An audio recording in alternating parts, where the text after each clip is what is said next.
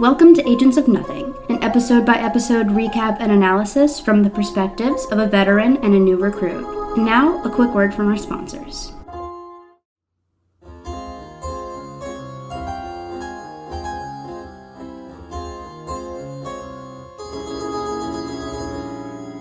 Good morning, Agents of Nothing, and welcome to our Agents of S.H.I.E.L.D. podcast. We are your commanding officers. I'm Mariah. And I'm Caroline. And today we're going to be talking about Season 2, Episode 4, Face My Enemy. So, Mariah, how was your week? Well, I spent most of it recovering from COVID, which sucked. Blah. And has us way behind schedule for getting these episodes out. Yeah. But I got a new job that I'm very excited about. And I'm supposed to go and, sign and fill out all the paperwork on Monday. Is that tomorrow? That's tomorrow, yeah, isn't that's tomorrow, dude. As of recording, it is Sunday night, and I don't know what day it is. So tomorrow, I was planning on going and filling out the paperwork and signing everything. So after that is probably, when I'll talk about it more openly. Yeah. It's not like it's, some huge exciting announcement. I'm not Taylor Swift's new assistant. But you never know what could happen between now and when I'm supposed to start. And I've been burned before, so I'd rather play my cards close to my chest until it's a little more solid. It is a personal achievement, though, and I'm really happy for you. Yes. So, how was your week? My week's been pretty bad, actually. There's been a lot of personal stuff and, family stuff going on, so suffice to say, it's been very heavy, and now we can move on. Yeah. Well, hopefully this will lighten the mood. Yes. I'm really excited about this episode. Yeah. So, this episode was written by Drew Z. Greenberg, Ooh. And it was directed by Kevin Tancharoen. Kevin? Yeah, the brother. Oh. Nice. It was originally titled I Will Face My Enemy. Ooh. But I like the shortened version. Yeah, they were like, that's too long. Quite a bit better. I love the double entendre is flawless. Love it. Yeah. Ooh, yeah. I didn't even think about that. This episode was the first of the series to be directed by Kevin Tancharoen, who is the brother of showrunner Marissa Tancharoen. Nice. A little bit of nepotism never hurt anybody. Yeah. Maybe some people actually.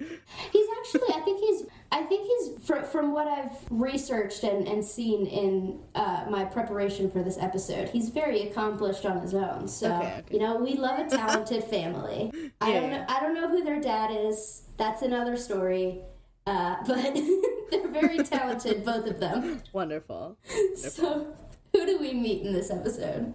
So I'm pretty sure the only new characters that we meet are the priest and the bishop, and I doubt we'll ever see them again, but I do have a headcanon that they are lovers.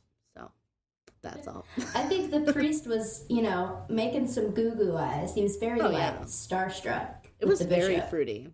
Yeah. For sure. there was some homoerotic tension. Oh, for sure. Okay, now that we've blasphemed a little, let's get in. Okay, so we open on a church in Miami called Santa Maria de las Flores. It has been burned down recently. A bishop pulls up in a car and he speaks to the priest there and asks to see the damage. My first thought here, and what I wrote in my notes, was, Your Grace? What kind of priest gets referred to as Your Grace?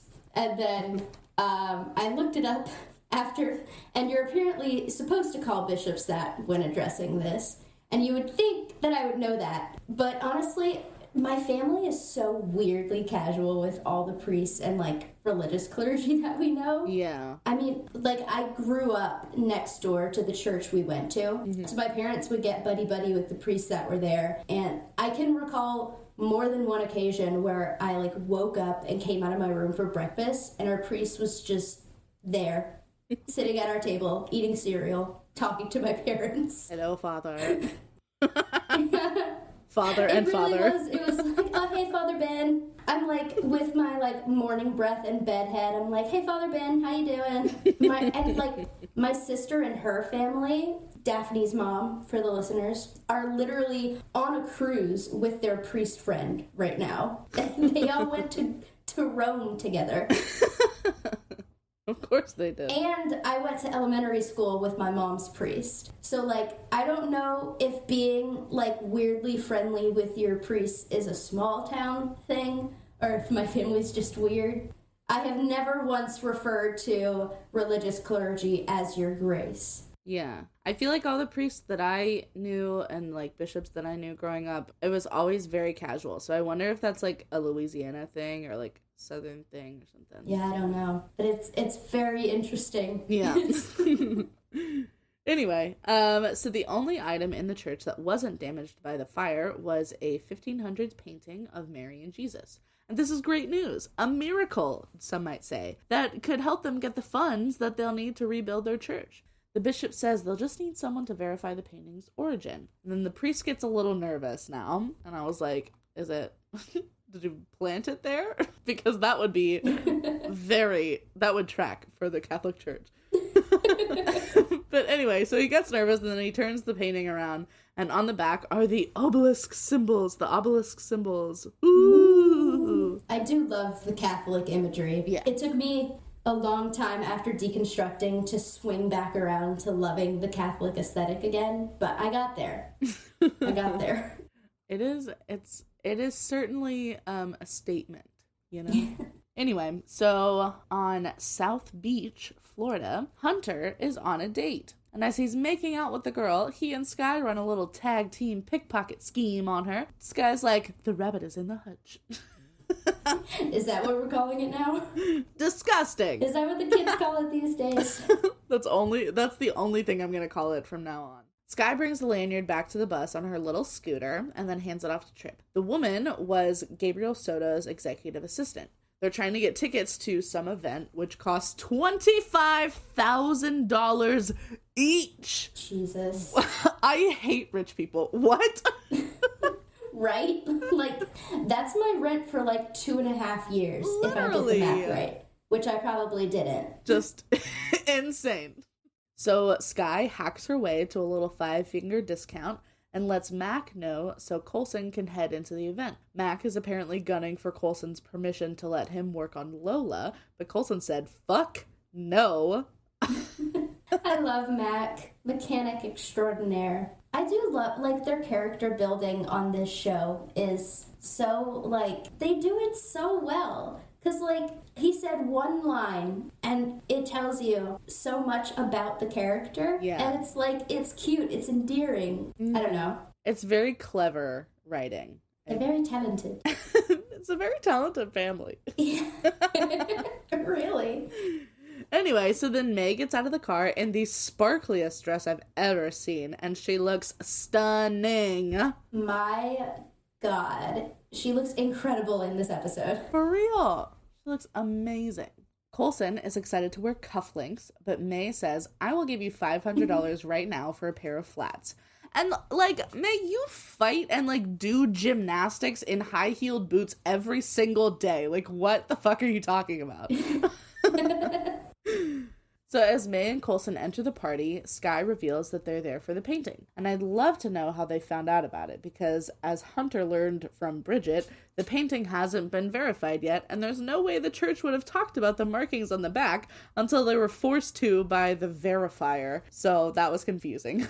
Hunter says that Bridget whispered the information into his ear, if you know what I mean. And Coulson says, yes, everyone on the planet knows what you mean, Hunter.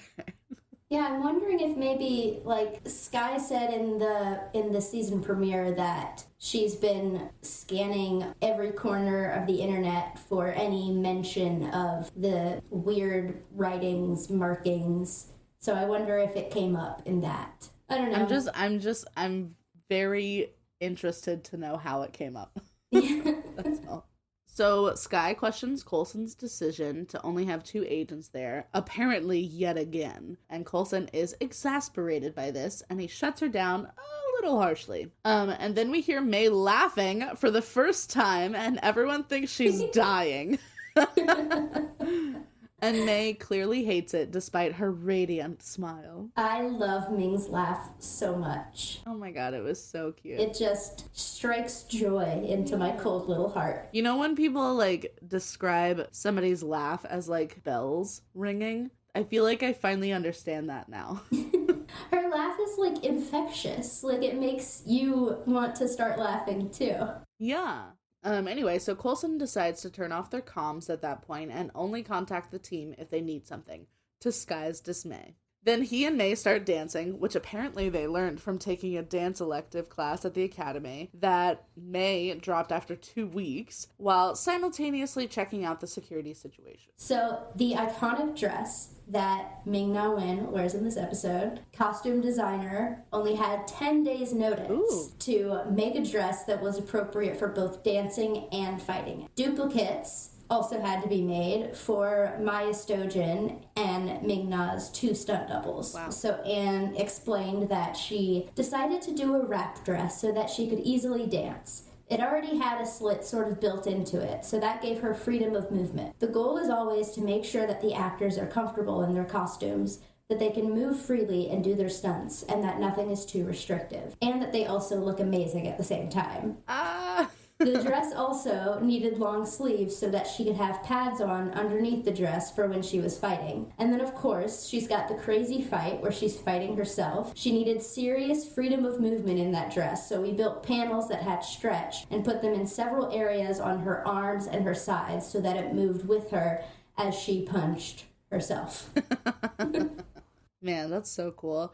10 days? That's insane. I know. What I have learned, like, preparing for this episode is that the turnaround for these episodes was so ridiculously quick. Really? They finished shooting, and then 2 weeks after, it airs. Stop. I'm like, there is no margin for error there. Like, you can't fall behind at all. That's what insane. The fuck? Whoa. Man, costume designers are amazing. For real. This whole show, like, God, this episode is so fucking iconic. When I tell you, it is so fucking iconic. And, like, so obviously, so much effort went into it, and I love it. Okay, continue. Okay, so Coulson wants to keep reminiscing with her, but May wants to stick to the present day. So she asks him directly about his hand. It was trembling during their whole flight. While the rest of the team doesn't know how personal this mission is for Coulson, May is prepared to pull the plug if it becomes too much for him at any point. Coulson wants to take the opportunity to speak with May about a contingency plan for if Coulson starts going crazy like Garrett did. But May doesn't want to think about that, except that then they see that Talbot has joined the party. There goes their cover. Coulson goes to speak with Talbot alone on the mezzanine, and Talbot is mostly friendly with a threatening undertone. He says that he won't blow Coulson's cover unless he needs to. My note here was, wait, holy shit, Talbot, I just remembered the twist. It was a good twist. So Hunter and Mac arrive back at the bus. Trip is just a little salty that Hunter got to go on a date with a beautiful woman as part of the mission while he had to babysit an empty plane. And Hunter's like, I don't know, women just like me, I guess. Always have. And god damn it, part of me is like, well, fuck, now I can't like him. But then part of me is like, I'm every woman. Do you see now why he grates on me? Yes, but it's because I like him and I don't want to. Anyway, so Sky mocks Hunter into telling the story of his first marriage again when Coulson turns on the comms again and tells the team that Talbot is there. So to avoid blowing their cover, they're gonna blow their cover and just take the painting out. May starts hardcore flirting with, I assume, Gabriel Soto, which I guess I should have included that guy in the character list, but I forgot about him. He's just unmemorable. He's decidedly less important than the priest and the bishop. Yes. Obviously. So the team is shocked as they listen in. They've never seen this side of May. And May's like, I'm all about giving. This is a family show, May.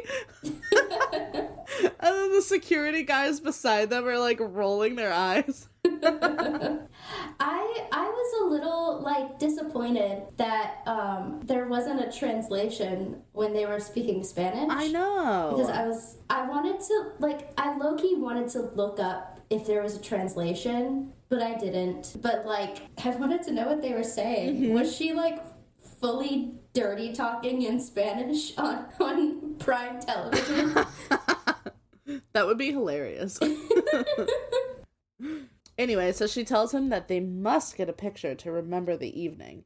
And she calls Coulson over. And Soto is like, this is your husband? And May's like, we're modern. I'm dead. I'm living for polyamorous Felinda. Yes.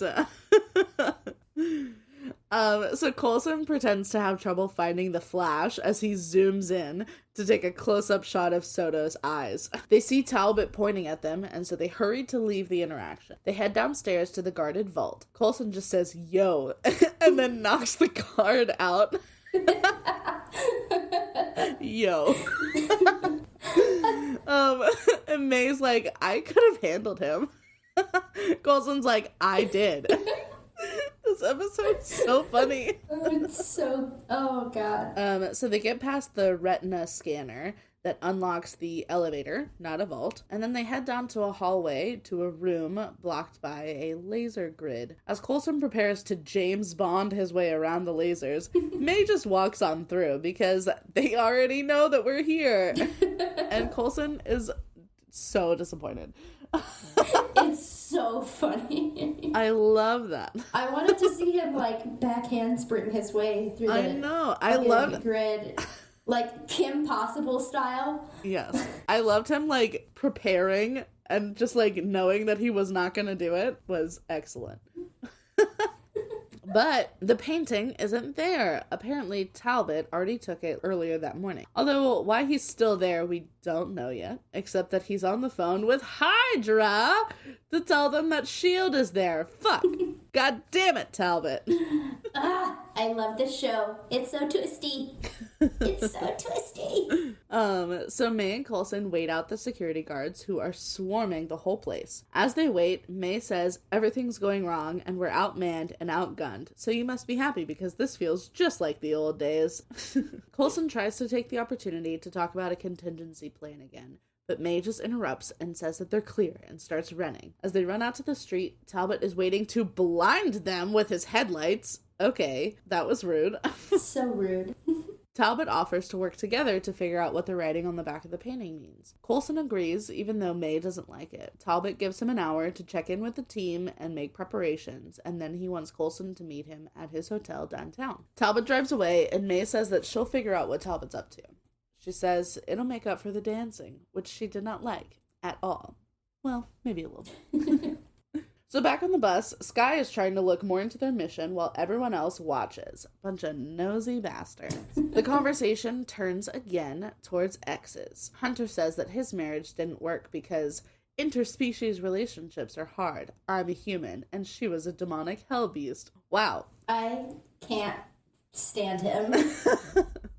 Skye says, at least you could get away from your ex. The guy I had a crush on is now the psycho living in our basement. Tell him, Skye. And Mac, lovely Mac, he says, wish I could relate. All my exes are awesome. And I love that he feels that way. Even if he did pretend to like quinoa for a year, is that really so bad? Like, small potatoes. I think that's okay. Fitz is watching them, and imaginary Simmons shows up again and encourages him to join their bonding session. But Fitz just walks away, and The Outside by Taylor Swift starts playing. Been there, Fitz. Yeah. So at the hotel, May sneaks up and unlocks Talbot's door with her bracelet. She peeks in and sees Agent 33 messing with Hydra files. May barges in and brings Agent 33 to her knees before asking where Talbot is. Talbot then shows up behind May, and the fight ensues. May pulls off Talbot's mask like a fucking Scooby-Doo villain, but then Agent 33 tases her and she falls. And then British Hydra guy stands up and says, clearly Coulson doesn't trust Talbot. Fucking duh. Keep in mind that most recently they didn't know who was leading S.H.I.E.L.D. Oh, yeah. They really are, like, learning as they go. That's true. The nanomask tech used by Hydra to impersonate others is also used in Captain America the Winter Soldier by Black Widow. Ooh. Yeah. That's interesting. Exactly, Chip. I know, buddy. That's what I was thinking, too. I'm so glad you said it so I didn't have to. Okay. So they say that they need to send someone in that Coulson does trust. He's so dramatic. They say that they need to send someone in that Coulson does trust. So while May is unconscious, they use her DNA to create a new high-tech mask for Agent 33 to wear. And Fake May calls Coulson to locate him and to rush him. Then Fake May heads out to go get him, while Real May is on the floor in her slip dress. God, this episode is so iconic. Ming-Na is such a queen, Incredible. playing two different characters. So this is one of the fun facts that I was really excited about. Mm-hmm. I did quite a bit of digging on this one. Ooh. So on May's phone, she has contacts, like her recent calls, of her mom, Leanne May, Nat, that's how she's listed in her phone, which is Natasha Romanoff, Black Widow. Someone named Jay Larner, which is a reference to James Larner, who was a minor character in the comics. Agent 60, Agent 60 is Kuro Chin, a character from the comics who was a double agent and helped Captain America infiltrate the Yashanka. Ooh. Lieutenant Stone, who is Lieutenant Marcus Stone, an NYPD officer from the comics. Someone named Miyu. I couldn't find like a solid Easter egg for this one, like a solid reference. It could be either a reference to the Marvel Interactive Universe video game franchise, which also might not even be real. I think it's a concept made up by fans of what they would like to see in terms of Marvel video games. It was very confusing. Or it's a reference to a character in Blade Runner. Or it's just someone named Miyu. Maybe. Burke, who is Edward Burke, which is interesting, because why does she have a villain in her phone? He is a Marvel comic villain with what seems like only one appearance. He worked for the Citibank of New York City in the 1930s. He was caught embezzling money, and a number of his colleagues testified against him, and he went to jail for 10 years. And then when he got off on parole, he put on the illusion of going straight by becoming an actor. And he learned how to use makeup to change his appearance. And then, in disguise, he began killing the people who testified against him one by one. Oh my god! Which, I want to read this story. Why is this only one comic? I need a whole novel about this man. That's amazing. I love that. So S. Johnson is another one. That could be a minor character named Sally Johnson from the comics. Or it could be an Easter egg for something yet to come. Oh. And M. Huff, who is Margaret Huff, a S.H.I.E.L.D. agent and Nick Fury's former secretary in the comics. Bell, which is a reference to Jeffrey Bell, executive producer of Agents of S.H.I.E.L.D. And Jimmy Woo, who was a character in the comics but hadn't appeared in the MCU yet. You'll remember him from WandaVision. I know that's probably the only thing you've seen him in. Okay. But yeah, this was before his first appearance. And Lieutenant Crouch, which is a reference to Joe Crouch, a member of Agents of S.H.I.E.L.D.'s art department. That's so cool. I love the details. They could have just put random names in there, but they put little Easter eggs and details. So good. Because they knew that people were gonna pause it and look for them. So on the bus, Fitz is downstairs feeling lonely. Imaginary Simmons tries to talk him into trying to talk to the rest of the team again. She says, just tell them what they're thinking, how you're feeling. And he says, yeah, because that worked out so well before. And I'm assuming that he means when he told Simmons how he felt about her. And I can see where there might be some PTSD from that, but there were also a lot of other factors that led to that situation ending so badly. So yeah, but when you're in it, Yeah. But Fitz is feeling completely forgotten by the rest of the team. He doesn't feel like they consult him on anything anymore, including building a new lab and turning his and Simmons' sacred space into a new garage. Fucking boo! I hate that. I do wonder if they had to coach Ian and Elizabeth to say garage as opposed to garage. Yeah. Or how do they say it? Garage. I can't. They say garage. Why do I forget everything? Yeah. They say either garage or garage. And regardless, every time I want to talk about their accents, I fucking forget how to pronounce things. I even spelled it out phonetically, and I still whatever. It's okay. But regardless, I notice sometimes that their pronunciation is decidedly American. on words I know would be pronounced differently in their accents. Yeah. So I feel like they're kind of like dumbing it down for the lowest common denominator. Mm-hmm. Like, no one's gonna know what the fuck they're talking about if they say aluminium. Or people are gonna assume that they're saying it wrong. And then be like, I thought they were smart. It's same as like the second grade thing last season. Right. Fitz even feels like Ward is treated as more valuable than he is, because at least Ward can speak in full sentences.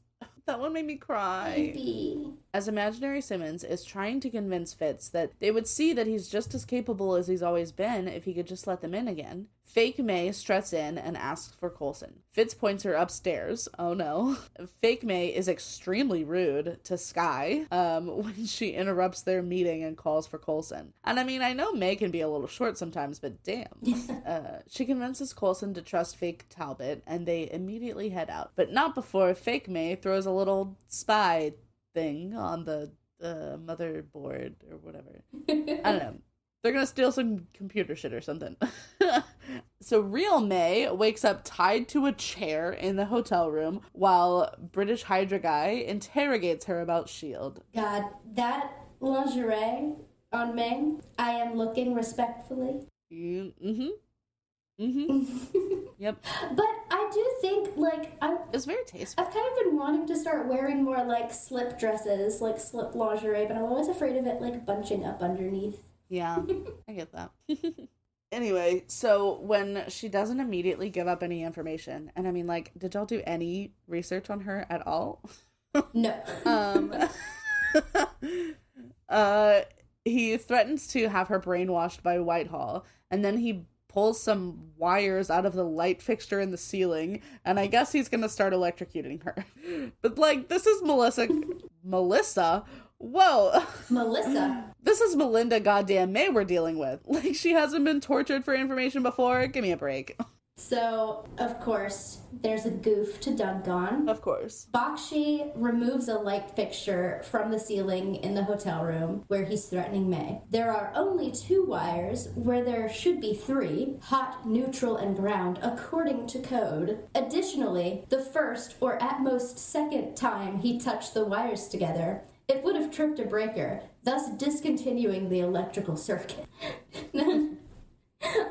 I put this in just to say, fucking imagine Bakshi trying to be intimidating, and the minute he touches the wires together, the power just goes out. That would be amazing. That would be fucking hilarious. That didn't go the way you thought it was gonna go, huh, buddy? How embarrassing. Anyway, so Fake May is driving Coulson to meet Fake Talbot. Coulson takes this opportunity to ask May about the other plan. And damn, she is smooth. She assuages all of the fears that he brings up and just agrees to do everything that he asks. Take him out if necessary, become the director of S.H.I.E.L.D. if Coulson is gone, etc. And then she grabs his hand and smiles and thanks him for his trust. And I feel like that blew her cover, but he didn't say anything yet. He just looks at her. I do like how she is smooth. Mm-hmm. Like, she's responding how a normal person that's close to someone maybe would. Yeah. But I do like that the fact that she is assuaging all his fears, agreeing to do everything he asks, and then touching his hand and smiling at him and being sweet. None of those are things that May would do. He's like, who the fuck are you? Why aren't you being mean to me? So back in the control room, Fitz is hovering in the doorway while the rest of the team is busy. But then the power shuts off all of a sudden and comes back on, and the plane starts to seal all of its own exits. Bakshi! Stop fucking with the wires.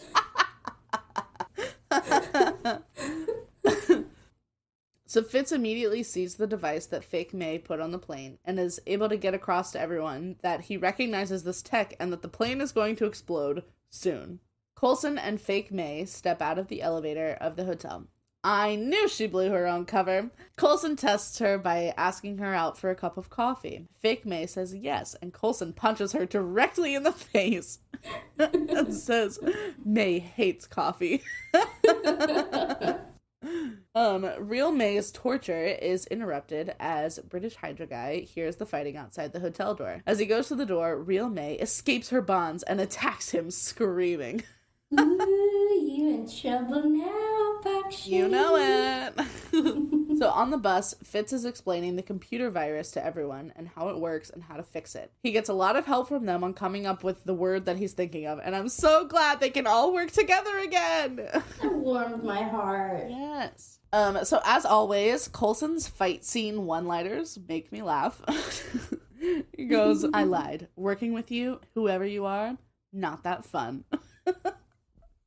But then Real May comes out of the hotel room and the fight with herself ensues, to which Coulson says, I can't believe I'm the only one seeing this right now.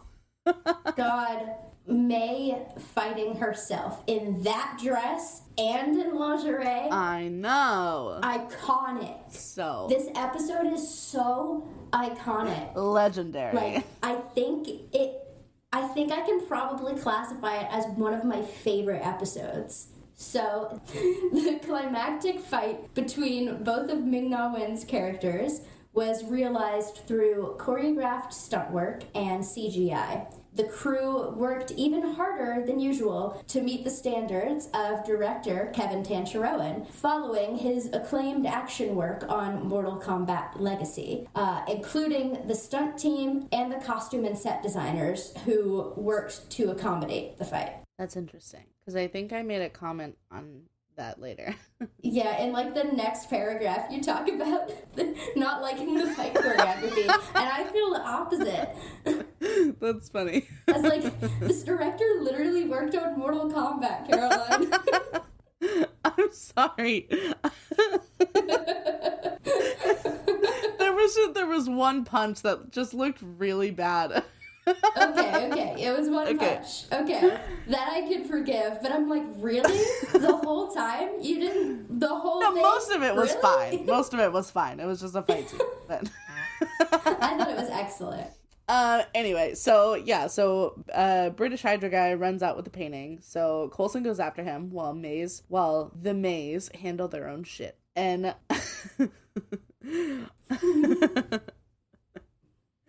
and I said, read it as you wrote it. I'm sure it's very difficult to make a realistic fight choreography while also body doubling to have the same actor fighting themselves, but those punches looked so bad.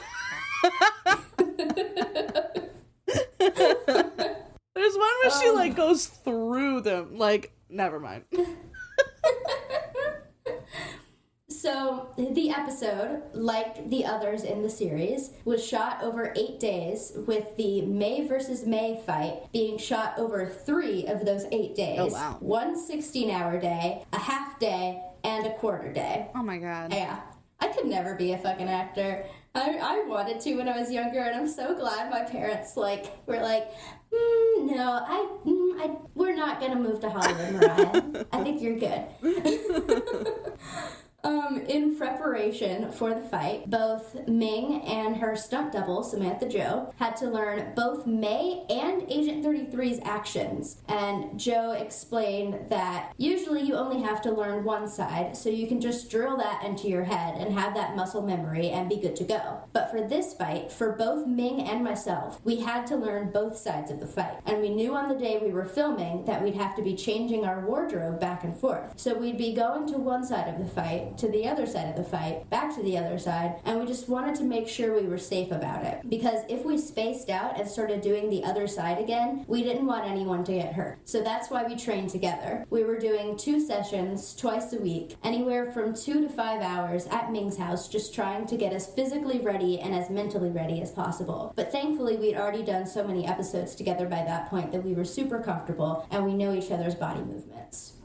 That's cool. That is cool. That's something that, like, I wouldn't think about in terms of, like, fight choreography. Yeah. Like, it didn't, somehow it didn't occur to me that if you mess up, you could accidentally actually punch someone. Right. Or actually kick someone. Like, you could actually hurt someone. Yeah. It's not like a dance where it's like, oh, missed a step. It's like, oh no, accidentally punched you in the head. Oops, accidentally gouged your eyes out. My bad. God, that was an escalation. Sorry. Moving on. So on the bus, Fitz and Hunter head to keep the wings and fuel tanks from exploding. Fitz would do it himself, but his brain injury doesn't only affect his ability to speak, it also affects his motor skills and muscle memory, so he needs someone else to be his hands. Coulson finally catches up to British Hydra Guy and shoots him, assumedly with an icer. Just as British Hydra Guy was calling for backup and an extraction team. The Mays are still fighting, and oh my god, May's kangaroo kick was amazing. May finally knocks out May with a super cool fake out slow-mo flip, and I love that. This is like the one time I'm more interested in the fight scene than the other plot going on simultaneously. Like, I love you, Fitz, but God, you can't compete. So, fight choreographer Matt Mullins found that to choreograph a fight is constantly trying to be open to doing things differently and making things creative as possible. Any sequence that you ever do, it doesn't matter if it's 2 punches or 50 punches, the same amount of danger is always there. In order to make something look organic and real, the performers and stunt performers have got to punch each other as hard as they can. Both of us, myself and Sam, we worked with Kevin Tancharoen on Mortal Kombat, so we knew the level that the director was wanting. So we both felt every piece had to be awesome because he's known for putting together amazing sequences that are both unique and hard-hitting. And Samantha Jo said, trying to come up with things people haven't seen before. There have been so many action movies and so many Marvel movies. You're constantly wanting to set the bar higher and higher, and it feels like the moves that are even possible just get narrower and narrower because they've been done before. And then Kevin Tancharoen later reflected that everyone really liked the May versus May fight, and so he and the stunt team would use it as a benchmark to overcome when designing action sequences for future episodes. Wow. So, like, we gotta top this, you guys. Yeah. These are some, you got some good fun facts for this episode. I know, there was some juicy ones. Like, there was a lot to work with. I loved it. Yeah. So Fitz and Hunter are working together, but it's slow going. And God, I feel like Ian and Nick were just like riffing during this scene, and I loved it. They're like, no, we're not done. We have to do the wires. Okay, does this go here? No, God, no! To the left, to the right! And now the plane is fixed. And his smile, I love this smile. Okay, the one redeeming factor about Hunter is his relationship with Fitz. That's the only time I like him, is when the two of them are together. So Coulson grabs the painting, and then here's Hydra responding to British Hydra Guy that there's an extraction team 2 minutes out. So he runs back to May. The Mays are still fighting. Fake May has real May pinned and is trying to convince real May to surrender. And again, do y'all know her at all? And she says, the best part about killing you is that I won't have to be you anymore. And real May says, if you were really me, you wouldn't talk so much. And then electrocutes the shit out of her. And then Coulson shows up and they head out just as the extraction team is leaving the elevator. So, stunt coordinator Tanner Gill explained that the hotel in which the fighting takes place was designed specifically with the fights in mind. So they built that set thinking about how, I mean, the two actors fighting they're going to be in dresses. Right. There's a lot of skin exposed and there's not a lot of room for padding like there would usually be in these like heavy stunt scenes. Yeah. So they built the set to be like as minimally dangerous as possible. Yeah. So he said the basic environment of the fight had to be constructed to be stunt friendly. The space was tailored. Each corner was rounded. Surfaces were measured for height and size, then padded. And elaborating on this, fight choreographer Matt Mullins said, the main fight starts in a hallway, and then we move into a penthouse. Okay, we have a hallway and a penthouse. What can we do with that? Are we going to crash into some walls? Are we going to go into a kitchen? We see what we would get in terms of props. We take into consideration what the actors do, move-wise. In our case, Ming Na is exceptionally talented, so we can do a lot of different martial arts movement with her. I just love the thought and the preparation that goes into this. Yeah. I know it's their job, and, like, this is what you should expect from a good TV show, but I just feel like that's not always what you get, you know? Yeah, absolutely. And a major effect that was required throughout the episode was face replacements, especially during the fight. All the effects were completed in the 2 weeks between the filming and the airing of the episode. Are you joking? 2 That's insane. fucking week. Whoa. What? Props to the editors. Hell yeah. Can someone who knows TV stuff tell me if that was or is, like, a common thing in television, that quick turnaround? Because, like, I always thought that, like, they'd be months ahead, you know? Yeah. When I always figured, like, when a season starts airing, they're, like, filming the mid-season finale. Yeah. And, like, they're still filming while the season's airing, but it's, like, the back half. Right. But, like, 2 weeks? That's like, crazy. You're filming this while, like, episode 2 is airing. Like, what? Literally, that's crazy. Ming-Na Wen said, Kevin Tancharoen directed the episode, and he's amazing with his directing with the Mortal Kombat series. So we had this really complicated sequence where we do this 360, and it reveals me, and it reveals me again, and there's no cut. And you wonder how that happens in one of the fight sequences. And that's because they completely scanned and CGI'd my face onto the stunt double. So there's a tremendous amount of work that went into the fight scenes, and we did not have a lot of time to do it. She also elaborated that on the day of, you have the set and you have the cameras and you have to deal with special effects, because on top of everything else, we had to scan my face and go through this incredible process of taking 1 million pictures so they were able to meld it onto Sam's face. Wow. There's so many moving parts, but, like, what's really getting me is the turnaround. Yes, exactly. Fuck. I guess the way that that's accomplished is either overworking your employees or having a lot of employees. One of the two, maybe both. I mean, Marvel has come under fire for the first one recently, so I don't know if it was different back then. Maybe it was different when they weren't completely taken over by Disney. Maybe. I don't know. But props to that post-production team. Fucking hell yeah. It's so good. Anyway, so back on the bus, Fitz is doing sciencey things. Mac offers to help, but Fitz is trying to retrain his hands. So then Hunter comes in and says, drop everything, to which Fitz says, this is worth a fortune, I am not dropping it.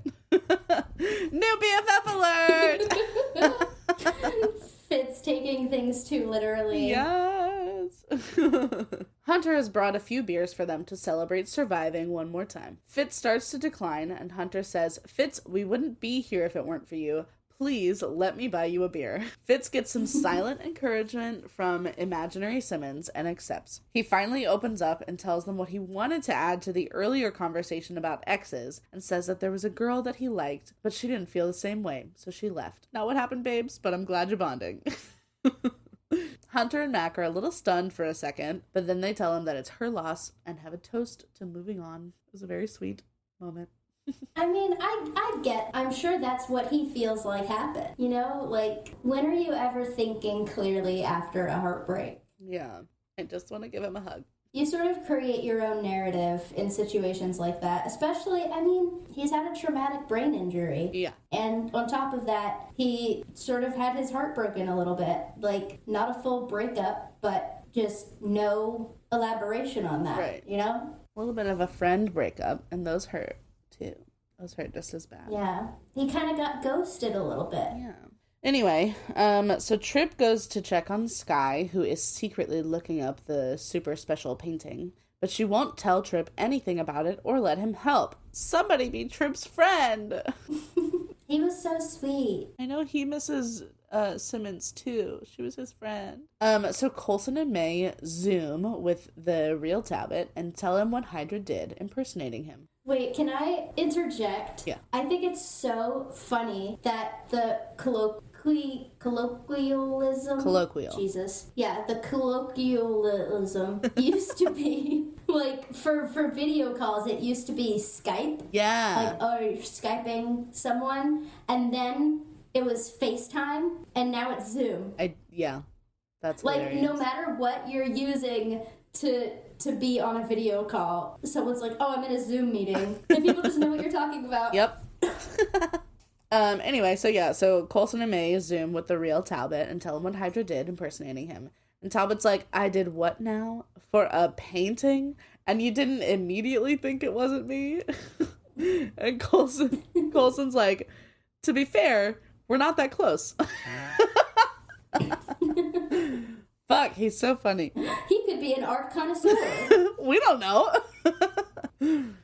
Coulson lies and tells Talbot that the painting was destroyed, and it probably wasn't worth as much as Hydra thought. They just wanted to let Talbot know about Hydra's new mask tech, since they can impersonate anyone with that, and that is super dangerous. Scary as fuck. Yeah. Talbot says, you know, I once spent 6 months in an enemy war camp. You people make me miss those days. And then Coulson hangs up on him so Talbot can't triangulate his location. May and Coulson discuss the issue of the painting. Not only do they know that Hydra is searching for the alien writing as well, they also know that while the painting is 500 years old, the writing was new. This means that there is someone else out there who is carving this language just like Coulson is, and they need to find this person before Hydra does. Then May asks Coulson how he knew that the imposter wasn't her. Coulson says she wanted to get coffee, and May is like, you punch her in the face? Coulson's like, yep. I love their friendship. So May starts to leave, and Coulson stops her to ask again about the contingency plan. May plops a duffel bag in front of him. It's full of passports and money. She says, I don't need to make a plan because I already have one. I will never shoot you in the head. If things go south, I will get you out. She says it'll be to a cabin in the Australian outback. And Coulson says, because I like kangaroos. I love how well they know each other. They take care of each other so well. Chip is crying with you. I know. How sweet. I mean, worst case scenario, a fucking jacked ass kangaroo can knock Coulson around a little bit, and then it'll be all better. For real. Like, have you seen those things? They're terrifying. So Coulson thanks her for being so sweet and thoughtful. Chip's scared of kangaroos, too. I know, he is. Can you chill out for a second? We're almost done.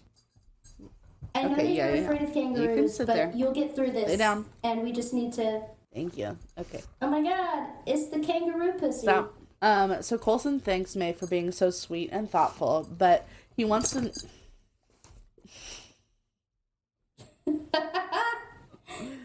Sorry, we're having a kiss break. Caroline's dog is aggressively kissing her. Oh, okay.